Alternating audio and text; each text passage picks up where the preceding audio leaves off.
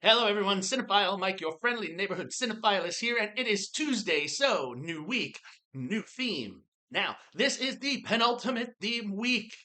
Oscars are getting so close, but this week will be a day shorter to fit, and it's fitting because I am doing the shorts here, starting with day 84.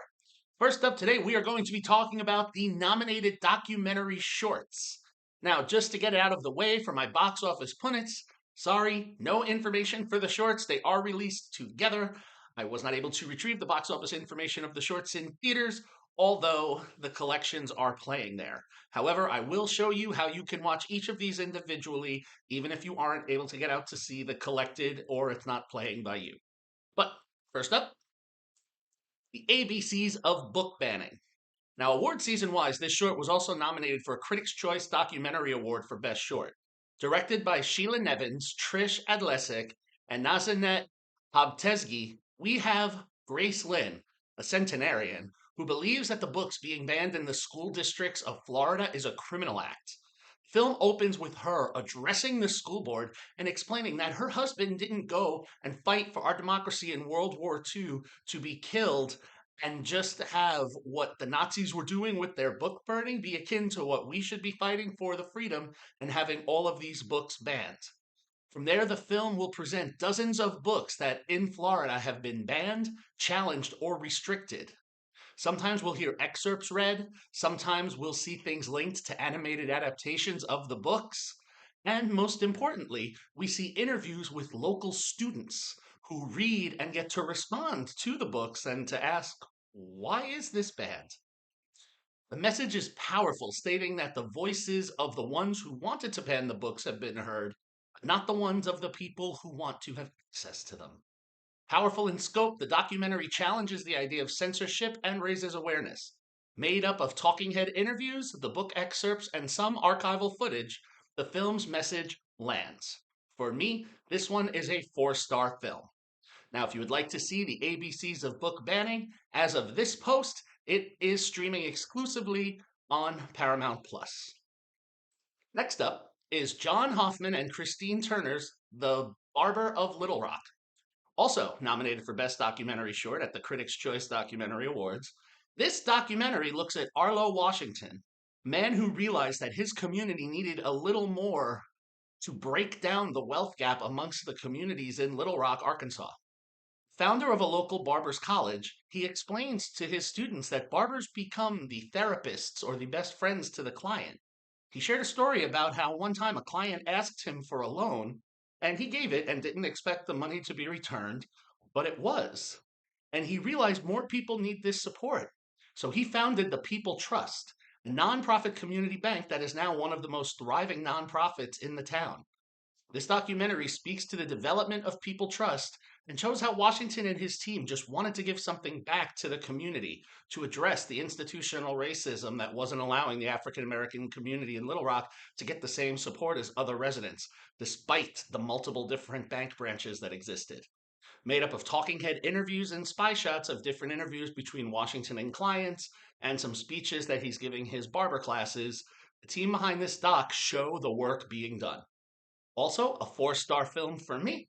If you would like to see The Barber of Little Rock, as of this post, it is currently streaming on the New Yorker website or on YouTube. Then, number 3, we have Esleo Chiang and Jean Tsang's Island in Between. Now, this documentary provides a reflection by Chiang about his history as, in his own words, he was born in Taiwan, grew up in the United States, worked extensively in China, and now lives in Taipei. Another central character in this documentary is Kinmen, a small group of islands just a few miles, or 30 minutes by ferry, from mainland China. Kinmen was the front lines for the Taiwan Straits crises, where war broke out between the People's Republic of China and the Republic of China. Using archival footage from the wars, spy shots of his travels, and various visual images, Chiang talks about the daily lives of those in Taiwan, how China views them, and how the current system is a bit tense and isolated. Framing this also through the lens of the pandemic as well, and how the Taiwanese feel even more cut off when the ferry was shut down. The documentary hopes to show the ways the two societies can move forward into a state of peace and coexists. He reflects how his life took him away from Asia to the United States and how he is now back. Thoughtful messages abound, but for this one, I feel there could have been a benefit to include a few more interviews with others. There are some spy shots of people talking about these cult frustrations, but it's a bit unbalanced. So this one loses a bit for me. This one is a 3-star doc. Now, if you would like to see The Island in Between, it is currently streaming on the New York Times website or also on YouTube. Okay, we're almost there. Now we have Ben Proudfoot and Kris Bowers' The Last Repair Shop. Now, this is the doc that received the Best Short at the Critics' Choice Documentary Awards.